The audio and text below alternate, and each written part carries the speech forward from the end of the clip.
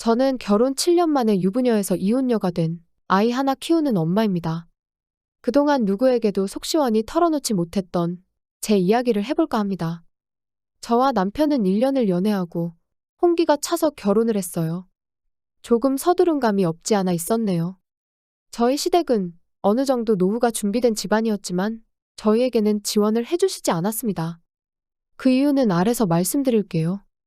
남편이나 저나 모아둔 돈이 부족했었는데 친정에서 2천을 지원해 주셨어요. 그 돈과 저희 돈을 합쳐서 작년까지 보증금 4천에 월 30만 원짜리 월세집에 살았어요. 저희는 신혼여행도 제주도를 다녀왔고 첫째를 낳았을 때는 산후조리원 구경도 못했어요. 저희가 살던 곳이 친정과 가까운 곳이었는데 그 이후로 명절에는 시댁에서 살다시피 해야 했어요. 평소에 어차피 자주 만나니까 이런 날은 시댁에 와서 일해라. 이거였어요. 시댁에 가면 며느리라는 이유로 온갖 일은 도맡아서 했었죠. 그리고 드디어 작년에 연식이 오래되고 평수도 작은 아파트 한 채를 마련했습니다. 누구 눈에는 허름한 아파트겠지만 저희에겐 소중한 집이었어요. 저는 이 집이 우리가 지금까지 열심히 산 것에 대한 보상이라고 생각했어요. 아이를 친정에 부탁하고 밤낮 없이 일한 덕에 월세집을 벗어날 수 있었죠. 하지만 시댁에선 잘했다는 한마디도 듣지 못했네요. 처음에 결혼할 때 시댁에서 지원을 하나도 해주시지 않았던 이유가 지원을 안 해주면 갈 곳이 없을 테니 자연스럽게 시댁으로 들어오겠지 싶으셨던 거예요. 근데 월세집을 살면서 집까지 마련했으니 그분들 눈에는 그저 합가하기 싫은 독한 며느리겠죠. 정말 집을 마련하기까지 아이와 맘 놓고 놀아보지도 못하며 지냈어요. 아이를 떼놓고 일하러 나가는 부모의 마음, 누구보다 잘 아실 거라 생각합니다. 그런 노력이 누군가에겐 그저 도끼로밖에 보이지 않았던 거겠죠. 아마 제가 합가를 했다면 지금보다 빨리 이혼을 했을 수도 있겠네요. 정말 시댁 이야기를 쓰려면 하루도 모자랄 정도거든요. 그렇게 강하실 줄만 알았던 시어머니가 치매 진단을 받으셨습니다. 처음엔 일상생활에 지장이 없을 정도였는데 시간이 지나면서 점점 증상이 심해지셨어요. 갑자기 울거나 남에게 상해를 가하는 일도 빈번했습니다. 상황이 이러니 저는 자연스럽게 요양원을 떠올렸지만 입 밖으로 내지는 않았어요. 다른 가족들이 기분 나빠할 수도 있으니까요. 실제로 가족들 중 누구도 어머니를 요양원에 보내고 싶지 않아 했고요. 이런 제 마음도 모르는지 신우가 저희에게 터무니없는 제안을 했죠. 시댁 근처로 이사 올 수 없겠냐는 제안이요. 집 얻은 지 고작 1년입니다. 누가 가고 싶겠어요? 지금도 시댁과 40분 거리라서 그다지 오래 걸리지 않습니다. 가끔 들여다보기엔 무리 없는 거리죠. 그리고 아직까지는 친정의 도움이 많이 필요합니다. 저는 계속 직장을 다니기 때문에 아이는 거의 친정에서 자란 거나 마찬가지예요. 그리고 신우가 저희에게 이사를 권유하는 이유도 눈에 보였죠. 사실 나이 든 아버님이 어머님을 혼자 케어하는 게 쉽지 않으실 거 압니다. 신우도 자기 인생 살고 있으니 늙은 엄마 병간호하긴 싫겠죠. 그래서 제게 부탁하고 싶은 모양인데 저는 직장을 포기할 수 없는 상황이에요. 남편 외벌이로 전락한다면 빠듯해질 것은 안 봐도 뻔했죠. 남편도 그걸 알기에 제게 퇴사를 권하진 못했습니다. 그래도 저는 최소한의 며느리 도리는 했어요. 주말에 시댁에 가서 청소며 반찬, 밀린 빨래들까지 해주고 돌아왔으니까요. 평일 내내 일하고 주말까지 쉬질 못하니 집에 오면 항상 끙끙 앓았어요. 차라리 출근해서 일하는 게 낫다는 생각이 들 정도였으니까요. 환자가 있는 집의 분위기란 그냥 있는 것만으로도 기운이 빠져나가는 느낌이었어요. 주말에 밀린 집안일을 하면서 느꼈지만 신우의 흔적은 찾아보기 힘들었네요. 말로는 평일에 한 번씩 들린다는데 뭘 했는지 모르겠어요.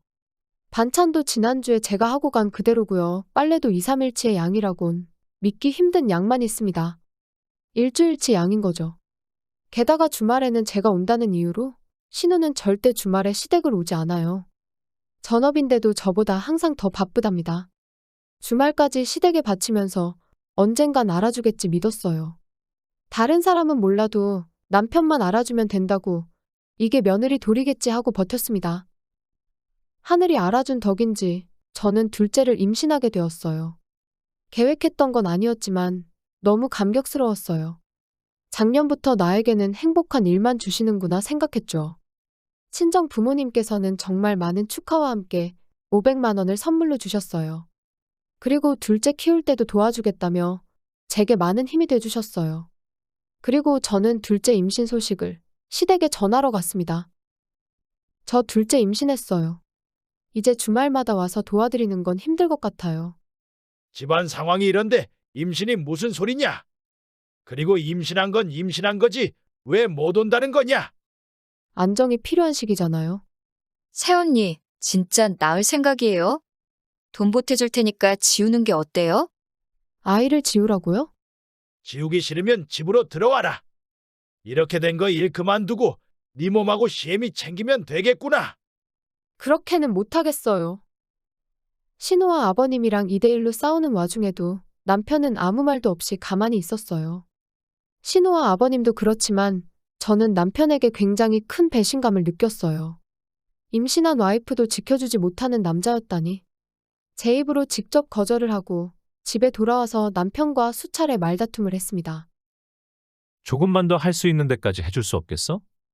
배변 활동도 제대로 못하는 어머님을 임신한 내가 보살피라는 거야? 끝까지 해달라는 게 아니야. 조금만 더. 정말 너무한다? 돈도 있으면서 요양원에 보내드리긴 싫고 자기가 하기도 싫고 결국 나만 고생하라는 거네. 요양원에 보내드리더라도 할 수 있는 데까진 해봐야지. 그리고 내가 하기 싫은 게 아니라 엄마는 여자잖아. 어머님 상태를 봐. 아들인지 딸인지 남인지 가족인지도 몰라보시잖아. 그리고 신우는? 신우는 여자 아니야? 그 집은 아직 애가 어리니까. 야, 나는 애 없어? 우리 애는 남의 집 애냐? 내가 우리 아들하고 조카 볼 테니까 너랑 아가씨랑 간병해. 나 혼자 어떻게 가? 같이 가줄 거지? 응? 믿었던 남편마저 남의 편인 걸 깨닫고 눈앞이 핑 돌더라고요. 그동안 견뎌온 모든 게 물거품인 것 같았고 아무런 쓸모도 없는 쓰레기가 된 것 같고 몸의 상처보다 마음의 상처가 더 크다고 하던가요. 저는 그날 밤에 결국 하혈을 했습니다. 결국 저는 둘째 아이를 잃었습니다. 마치 둘째가 저를 위해서 떠나준 것 같은 느낌이 들었네요. 둘째가 태어나면 이혼과는 더 멀어질 테니 나를 위해서 떠난 것 같은 그런 느낌이요. 병원에 누워있는 제게 남편이 건넨 첫마디는 퇴원은 언제 해? 퇴원하면 엄마 보러 갈 수 있지. 그날로 저는 7년의 희생, 도리, 아내의 역할, 며느리의 역할 등 모든 걸 포기했습니다. 이혼하겠다 마음먹고 퇴원하자마자 친정 부모님과 변호사를 찾아갔어요. 퇴원하는 와이프 걱정도 안 됐는지 시댁에 가 있던 남편 덕에 짐을 싸서 나오기 쉬웠어요. 이혼 서류에 제가 작성할 곳을 다 채워넣고 그 집에는 달랑 이혼 서류만 두고 나왔습니다. 그리고 저는 친정으로 왔고요. 나중에 집에 도착해서 이혼 서류를 발견한 남편에게 전화를 받았어요. 이혼 서류 보자마자 찢어버렸다며 얼른 돌아오라고 난리를 치더군요. 전 변호사 선임했다고 했습니다. 소송으로 가든 합의로 가든 편한 대로 하라고 했습니다. 저나 남편이나 배운 게 없으니 변호사라는 말만 들어도 간이 콩알만해지는 듯해요. 역시나 남편에게도 먹힌 모양입니다. 그리고 뒤늦게 소식을 접한 시아버지께도 전화가 왔었죠. 세상이 아무리 변했어도 이혼은 아직 여자의 흠이다. 네가 이혼하면 잘 살 것 같냐? 지금보다는 잘 살 거예요. 애는 어쩔 거냐? 우리 집안 애 아니냐? 이혼하려거든 놓고 가라. 네, 그럴게요. 애짐 다 싸놨어요. 지금 가져다 드릴게요. 아버님 댁으로 가면 되죠? 아니, 내가 키운다는 게 아니라 여튼 네 남편하고 다시 얘기해봐라. 네가 정 힘들다고 하면 내가 네 시애미 요양원 보내는 것도 생각해보마. 아버님, 저 그냥 이혼하겠습니다. 어머님도 손주도 잘 부탁드려요. 저 살면서 변호사 사무실 처음 가봤습니다. 가장 떨렸던 게 아이를 뺏길까 하는 걱정이었어요. 말은 해놓고 나가겠다 했지만 사실 큰 소리 친 거죠. 지금 어머님만 해도 난리인데 애를 어떻게 보겠어요. 당연히 못 볼 걸 알고 질렀지만 한편으론 불안했어요. 다행히도 아이를 키울 여건도 경제력도 제가 남편에 비해서 빠지지 않아서 아이는 제가 키울 수 있을 거라 하셨네요. 변호사님을 통하니 이혼이 참 쉬웠습니다. 재산 분할로 골치를 썩을 일도 양육권 문제를 따지지 않아도 되더라고요.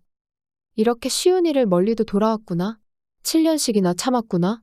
참 미련했다 싶었네요. 저는 현재 제 인생 중 역대급의 몸무게를 기록하고 있어요. 아무리 힘들었어도 앞자리가 사였던 적은 없거든요. 지금은 연예인 못지않은 몸매가 되었네요. 기뻐야 하는데 기쁘지가 않아요. 마음고생해서 빠진 거니 달갑지만은 않은 거겠죠. 이혼을 하고 전 남편에게 아이를 보고 싶다는 연락을 받았어요. 아이가 사는 우리 친정으로 오라고 했더니 좀 그렇다네요. 저는 매주 좀 그랬는데 말입니다. 나는 좀 그런 걸 7년을 했는데 그 사람한테는 그 한 번이 어렵나 봅니다. 그래도 어찌어찌 애를 보러 오긴 했는데 얼굴이 영 말이 아니었네요. 저희 부모님마저 혀를 찰 정도였으니 말입니다. 그냥 밥 한 끼 먹고 가라고 하시더라고요. 밥도 제대로 못 먹고 다니는지 허겁지겁 먹었네요. 그리고 아이를 한참 동안 말없이 안아주고 돌아갔습니다. 저는 100점짜리 부모가 아니죠. 한부모 가정의 아이로 살게 하는 게 아이에게 좋은 일이라고 확신할 수는 없지만 최소한 행복한 가정에서 살아야 한다는 건 압니다. 비록 아이에게 슬픔을 안겨준 셈이지만 슬픔을 느낄 새도 없을 만큼 행복한 아이로 자라나게 해주고 싶어요. 제가 2배, 3배로 노력할 겁니다. 저 앞으로 힘낼게요. 응원해주세요.